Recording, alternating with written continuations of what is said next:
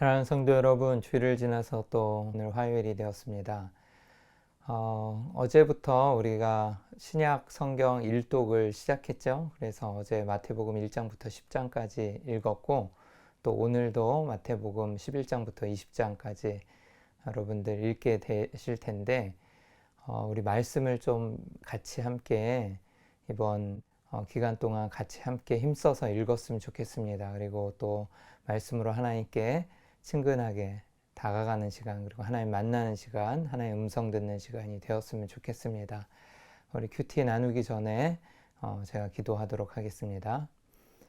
하나님 아버지 감사합니다. 오늘도 새로운 하루를 허락하여 주시고, 또한 호흡이 있게 하시고, 또한 눈을 뜨게 하셔서 이 평범한 하루의 일상을 맞이하게 하신 것이 하나님의 그 크신 사랑이요 은혜임을 고백합니다. 오늘도 하나님 말씀으로 열어가오니 이 말씀 붙들고 승리할 수 있게 인도하여 주시옵시고, 또한 우리의 맡겨진 직분과 하나님 소명 잘 감당할 수 있도록 우리에게 능력을, 은혜를 또한 허락하여 주시옵소서. 감사하며 예수님의 이름으로 기도합니다. 아멘. 9월 15일 화요일 새벽기도 큐티 말씀을 나누도록 하겠습니다. 고린도전서 12장 27절에서 31절까지의 말씀이고요. 너희는 더욱 큰 은사를 사모하라 라는 말씀입니다. 제가 27절부터 한 절씩 읽도록 하겠습니다. 너희는 그리스도의 몸이요 지체의 각 부분이라. 하나님의 교회 중에 몇을 세우셨으니 첫째는 사도요, 둘째는 선지자요, 셋째는 교사요, 그 다음은 능력을 행하는 자요, 그 다음은 병 고치는 은사와 서로 돕는 것과 다스리는 것과 각종 방언을 말하는 것이라. 다 사도이겠느냐? 다 선지자이겠느냐? 다 교사이겠느냐? 다 능력을 행하는 자이겠느냐? 다 병 고치는 은사를 가진 자이겠느냐? 다 방언을 말하는 자이겠느냐? 다 통역하는 자이겠느냐? 너희는 더욱 큰 은사를 사모하라. 내가 또한 가장 좋은 길을 너희에게 보이리라. 아멘. 사랑하는 성도 여러분, 오늘 고린도 전서 12장 27절에서 31절까지의 말씀을 살펴보기 전에 우리가 앞서 나왔던 12장을 조금 살펴봐야 할 것 같습니다. 그래서 이 내용이 어떻게 나오게 되었느냐, 그리고 또 왜 이 이야기를 계속해서 하느냐라는 부분을 좀 살펴보고 싶은데요. 27절에 너희는 그리스도의 몸이요 지체의 각 부분이라, 그래서 이제 우리를 믿는 성도들을 그리스도의 몸으로 비유하고 있지 않습니까? 그래서 이전에 그 내용이 나왔어요. 그래서 고린도전서 12장만 간단하게 좀 살펴보자면, 처음에 각 사람들에게 주시는 은사에 대해서 이 사도 바울은 1절부터 11절까지 쭉 이야기하고 있습니다. 근데 중요한 것은 그 은사들을 여러 가지 나열하고 계속 이야기를 하지만 4절에 12장 4절에 은사는 여러 가지나 성령은 같고, 그래서 은사가 각양각색으로 많은 은사가 이 고린도 교회에서 아주 풍성하게 나타났어요. 근데 그 은사들을 이제 이야기할 때 은사는 여러 가지나 성령은 같다 라고 얘기했고요. 또 5절에 직분은 여러 가지나 주는 같으며, 그래서 직분이라는 것도 이야기합니다. 여러 가지 직분이 있겠죠. 그리고 6절에 보면 또 사역은 여러 가지나 모든 것을 모든 사람 가운데서 이루시는 하나님은 같으니. 그래서 지금 여기에서 나오는 은사와 직분과 사역은 다양하고 여러 가지지만 결론적으로 계속해서 바울이 강조하는 것은 무엇입니까? 성령은 같고, 또 주는 같으며, 또 하나님은 같다라고 해서 이 같다라는 것을 강조하고 있어요. 여러분, 왜 그랬을까요?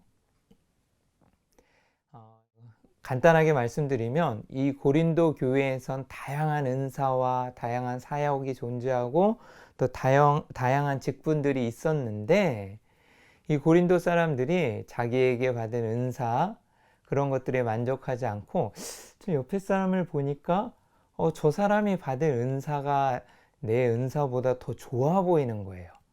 그리고 또 왠지 더 좋아 보이는 은사들을 행하는 사람들은 마치 계급이나 아니면 직분이 생긴 것처럼 굉장히 교만하거나 의시되거나 그런 현상들이 일어났습니다. 그래서 보니까 나는 왜 이런 은사를 받지 못했을까? 아니면 또 자기의 은사가 되게 하찮아 보일 수도 있고 자기의 직분이 굉장히 하찮아 보이는 사람들이 있었더라는 거예요.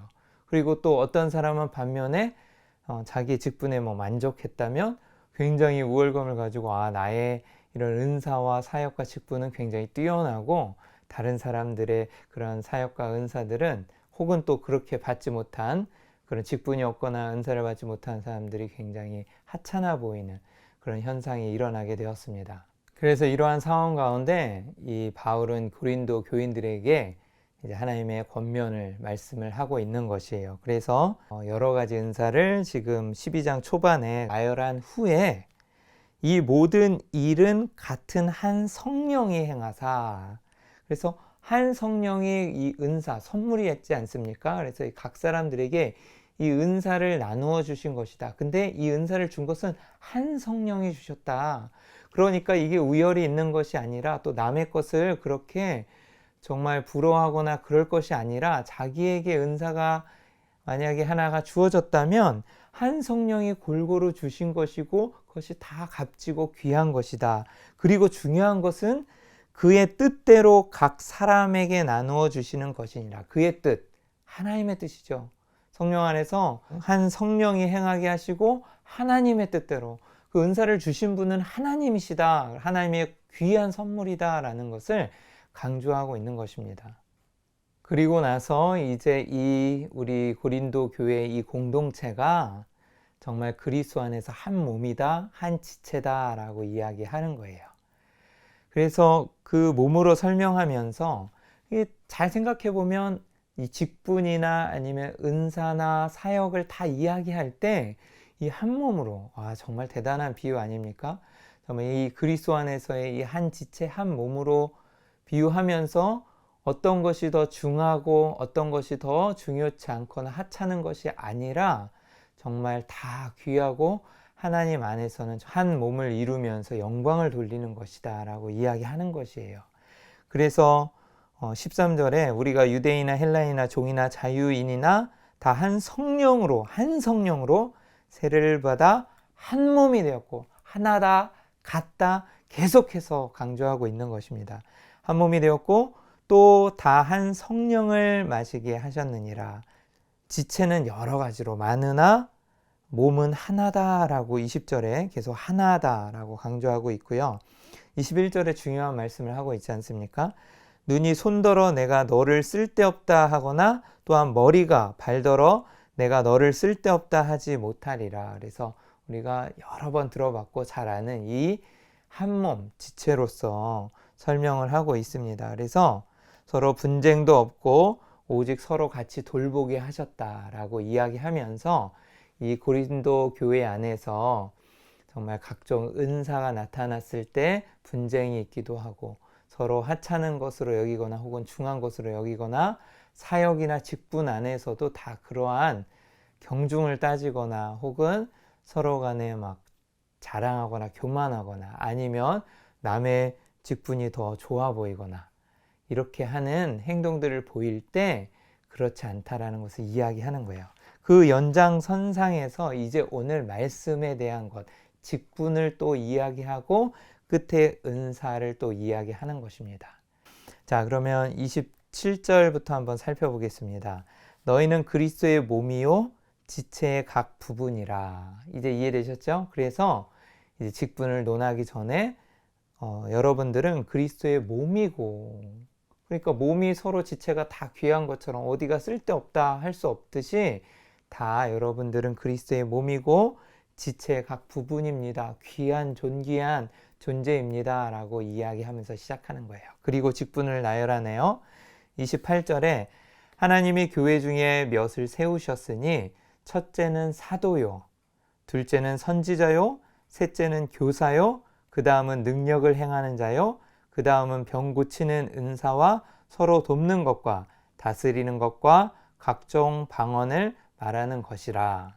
이렇게 사도 바울은 28절에 이제 직분과 은사에 대해서 다시 한번 이제 언급하고 있습니다. 그래서 하나님의 교회 중에 몇을 세우셨으니 첫째는 사도요라고 얘기하죠. 그래서 사도는 아포스톨레스라는 원어로 나타낼 수 있는데요. 그리스도에 의해서 파송받아서 복음을 전하는 자를 말합니다.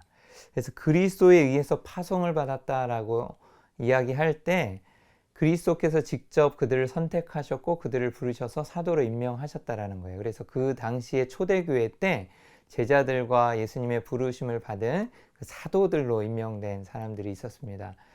근데 그 사도 바울이라고 우리가 부르는 이 바울도, 이 서신서의 저자인 바울도 사도라고 부르잖아요. 근데 그 당시에 이제 사도행전이나 아니면 서신서를 쭉 보게 되면 사도 바울이 자신의 사도권을, 이 사도라는 것을 변호하는 그런 장면들이 나오죠. 왜 그랬을까요?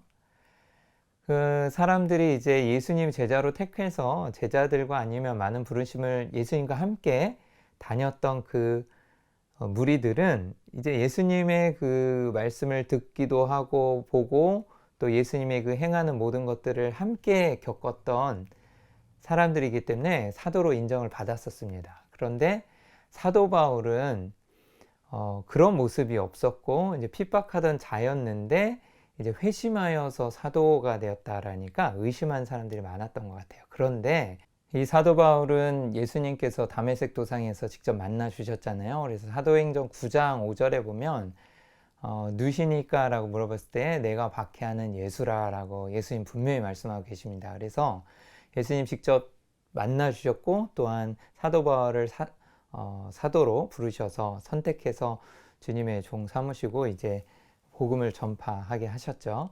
그래서 사도권을 분명히 인정하고 있고 또 본인도 그렇게 변화하고 있는 것입니다. 여러분, 그 사도라는 이제 직분이 있었고요. 그 다음에 선지자라고 또 이야기하는데요. 선지자는 프로페테스라고 합니다. 영어로는 프로펫이죠. 프로펫. 그래서 초대교회에서 활동을 하던 선지자들이 있었습니다. 그리고 하나님의 계시를 교회에 전하는 특별한 하나님의 계시를 교회에 전하는 특별한 은사를 받은 사람들이 있었고요. 다음에 나오는 직분이 이제 교사가 나오죠. 그래서 교사는 디다스칼로스라는 디다케라는 이 가르치다라는 단어 동사에서 원어에서 나온 단어인데요. 디닥스칼로스라는 이 교사는 하나님의 계시 곧 성경의 말씀을 가르치는 자를 말합니다. 그래서 지금 어린 아이들을 가르치는 교사들도 있지만 실질적으로 교회에서는 이제 말씀을 가르치는 자, 뭐 지금으로 말하면 전도사님이나 저와 같은 목사가 되겠죠. 그래서 하나님의 말씀을 받은 자로 또 가르치는 자, 또 교사에 해당할 것입니다. 그리고 나서 바울은 이제 능력을 행하는 자요. 그 다음은 병 고치는 은사와 서로 돕는 것과 다스리는 것과 각종 방언을 말하는 것이라 라고 해서 은사에 대해서도 언급을 합니다. 여기서 직분과 은사에 관해서 자세히 다루지 않는 것은 앞에 벌써 다 12장 초반에 이야기를 했어요. 그래서 지금 은사에 대해서 다 이야기를 했고 그 다음에 직분과 은사를 간략하게 잠깐 얘기하면서 지금 사도 바울이 이야기하고 싶은 것은 은사나 직분에 대한 설명이나 아니면 깊이 있는 담론이 아닙니다. 지금 사도 바울이 말하고 싶은 핵심 포인트는요 29절부터 나오는 것이에요. 그래서 이런 은사들이 있는데 중요한 것은 다 사도이겠느냐, 다 선지자이겠느냐, 다 교사이겠느냐, 다 능력을 행하는 자이겠느냐, 다 이런 은사를 행하거나 다 이런 직분을 행하는 자이겠느냐, 이런 말이죠. 30절에 또 다 병 고치는 은사를 가진 자이겠느냐, 다 방언을 말하는 자이겠느냐, 다 통역하는 자이겠느냐.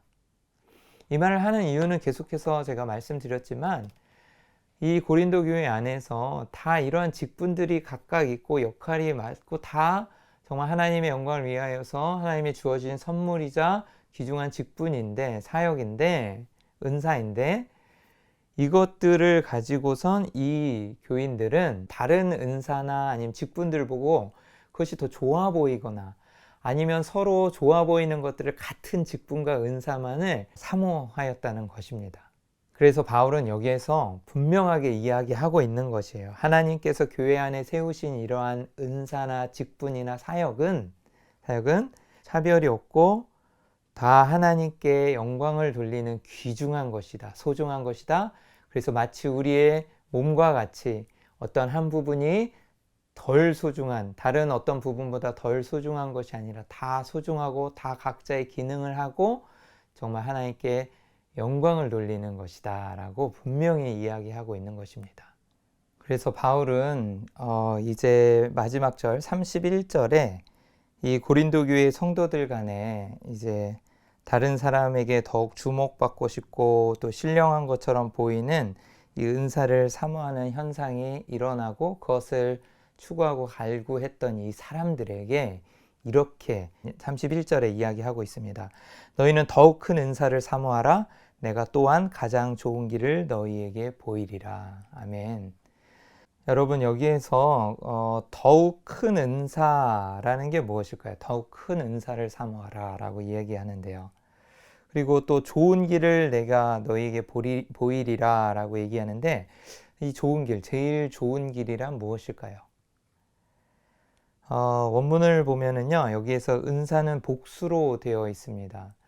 그러니까 복수로 되어 있다는 것도 이제 하나로 나타나는 것이 아니라 각각 다른 모양으로, 방식으로 은사들이 나타나기 때문에 아마 복수로 썼을 것 같아요. 그리고 더욱 큰 은사들을 사모하라. 그래서 복수겠죠. 어떤 은사들이냐? 그러면 이게 우리가 흔히 생각하는 것이 이제 13장에 사랑이 나오기 때문에 이제 사랑을 은사로 생각을 해서 더 큰 은사인 사랑을 사랑해라 라고 뭐 이야기하는 분들 많이 있는데 뭐 그렇게 볼 수도 있겠지만 실질적으로는 사랑을 가리키는 것이 될 수가 없을 것 같습니다. 왜냐하면 이 더욱 큰 은사들을 이라는 이 복수형으로 썼기 때문에 이 사랑이라는 은사가 하나를 지칭하는 단수가 될 수 없고요. 더욱더 좋은 은사들을 사모하라 라고 했던 것은 아마 앞에 벌써 언급되었던 은사들이나 뭐 예를 들어서 방언보다 더 큰 은사들이란 결국에 이제 이 고린도전서 14장에 나오는 바와 같이 이제 신령한 것들을 가리킨다고 봐야 할 것 같습니다. 그래서 이제 뭐 예언과 같은 은사들이나 뭐 방언보다 예언을 더 사모하라 이렇게 계속 나오잖아요. 그래서 그런 말로써 이제 더 이제 교회에 덕이 되고 유익이 되는 그런 은사들을 사모하라라는 표현으로 아마 쓴 것 같습니다. 그리고 제일 좋은 길이라는 것이 이게 바로 13장에 나오는 사랑이에요. 여러분 가장 중요한 것이 이겁니다. 지금 바울이 그리고 하나님이 12장의 은사를 다 설명하고 14장에 더 좋은 은사로 해서 이제 이야기하는 더 좋은 길을, 더 좋은 은사들을 사모하라 그럴 때 이제 더 좋은 은사들을 쭉쭉 나열하는데 왜 13장 사랑장을 굳이 이 가운데에 넣어놨을까라고 했을 때 이 12장과 14장이 연결되는 가장 핵심이 바로 사랑이라는 거예요. 이 좋은 길. 다시 말하면 모든 은사들 그리고 더 좋은 은사를 사모하는 이 가운데에서 이 사랑장에서 이 사랑이라는 단어를 그리스도로 예수님을 넣어서 이해하면 다 정말 깊은 이해가 되고 또 깊은 묵상이 될 수가 있습니다. 그래서 이 모든 것에는 그리고 교회를 이루는 그 공동체 안에서 서로 의열이 있는 것이 아니고 정말 그 하나의 은사만을 막 정말 탐하는 그런 자기 이기적인 욕심 그리고 자기가 부각되고 드러나려는 것이 아니라 정말 사랑의 공동체 예수 그리스도께서 우리에게 먼저 본을 보여주시고 정말 이 땅에 오셔서 겸손의 왕으로 오신 그 예수 그리스도의 사랑 정말 대속 그리고 자기의 모든 것을 내어주신 그 사랑을 정말 본받으라는 거예요. 그리고 한 몸과 같이 예수 그리스도 머리 되고 이 교회에 있는 이 모든 공동체가 우리 교회에 있는 공동체가 이 사랑 안에서 서로 지체들을 사랑하여 주고 나보다 남을 낮게 여기고 섬기는 공동체, 사랑의 공동체가 되어야 한다는 것을 이야기하고 있는 것입니다. 여러분 우리가 우스갯소리로 옛 속담에 남의 떡이 커 보인다라는 말이 있죠. 여러분 남의 떡이 커 보이는 이유가 무엇일까요? 실제로 남의 떡이 클 수도 있겠죠. 예, 그렇지만 진짜 똑같은 떡인데 자기 떡보다 남의 떡이 더 커 보일 수가 있어요. 그런 이유는 심리학자들이 이야기를 했는데 이 자기 중심적 편파라는 것이 마음속에 작용하기 때문이랍니다. 그래서 영어로는 egocentric bias라고 하는데요. 자기 중심적인 편파가 나타난다는 거예요. 그래서 예를 들어서 자신이 하는 일과 노력은 실제보다 더 힘들다고 과대평가하면서 다른 사람들이 하는 일이나 노력은 좀 과소평가하는 경향이 있기 때문이다 라고 얘기합니다. 마찬가지로 고린도 교회에서 자기는 방언밖에 할 줄 모르는데 옆에 사람은 막 예언의 은사를 막 아니면 막 병 고치는 은사를 막 이제 그 받아서 그렇게 은사를 행하니까 보기에 막 너무 좋아 보이는 거죠. 막 자기 것보다 자기 건 되게 하찮아 보이고 다른 사람의 은사가 너무나 좋아 보이고 그 은사만을 막 또 막 몰려서 정말 좋아 보이는 것만 구하거나 아니면은 막 서로 간의 서열이나 아니면 이런 것들로 교만하여져서 막 하찮게 깔아보거나 다른 사람 은사를 받지 못한 사람들을 막 하찮게 여기는 이런 현상들이 발생했을 수가 있겠습니다. 사랑하는 성도 여러분, 오늘 핵심 구절은 그래서 31절이 되겠습니다. 너희는 더 큰 은사를 사모하라. 그래서 이 14장에 나오는 이제 은사들 얘기하면서 더 큰 은사들을 사모하라고 얘기하는 이유가 뭐겠습니까? 교회 공동체를 세우는 것이겠죠.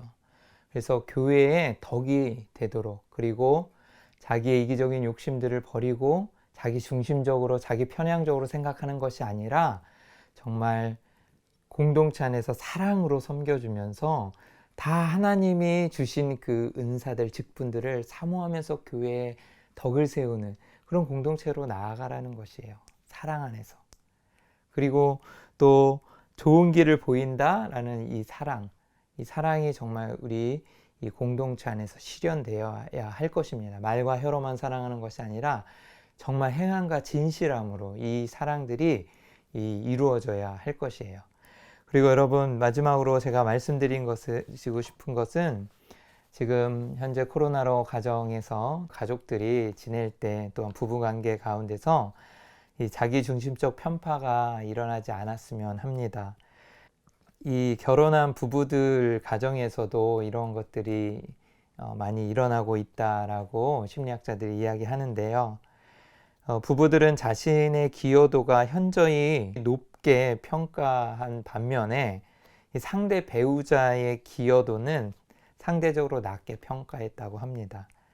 이게 이기적인 욕심이에요. 우리가 죄된 존재이기 때문입니다. 자기 중심적인 편파가 일어날 수밖에 없어요. 근데 오늘 사랑을 이야기하고 있잖아요. 교회 안에서도 자기 중심적인 편파가 일어날 때 사랑으로 극복할 수 있는 것이에요. 그래서 이 사랑의 길을 얘기하고 그리스도 머리 되시고 각 몸몸의 지체이고 사랑의 공동체를 그렇게 이루어야 한다는 정답을 이야기하고 있는 것입니다. 그래서 자신이 잘한 것은 처음부터 끝까지 다 기억하고 있대요. 그래서 나는 이렇게 해줬고 너한테 이렇게 해줬고 정말 그랬는데 어떻게 나한테 이럴 수 있어? 이래 서운한 거죠. 그런데 배우자의 공로는 띄엄띄엄 기억한답니다.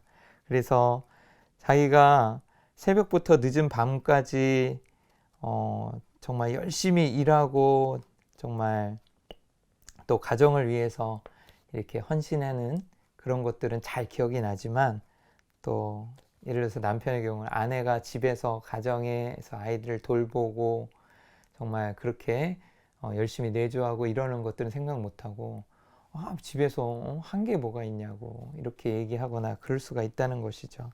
사랑하는 성도 여러분, 그래서 우리도 이런 egocentric bias, 자기 중심적 편향적인 이런 사고에서 벗어나서 정말 한 몸이잖아요.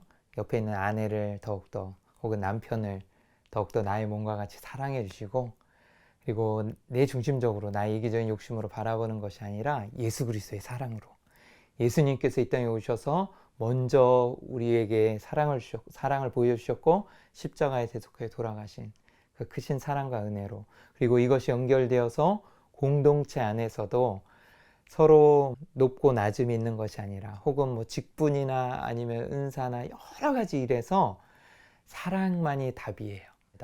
오늘 교훈 잘 새기시고 정말 가정에서도 그리고 교회 공동체 안에서도 주 예수 그리스도의 사랑으로 승리하시기를 주님의 이름으로 축원합니다.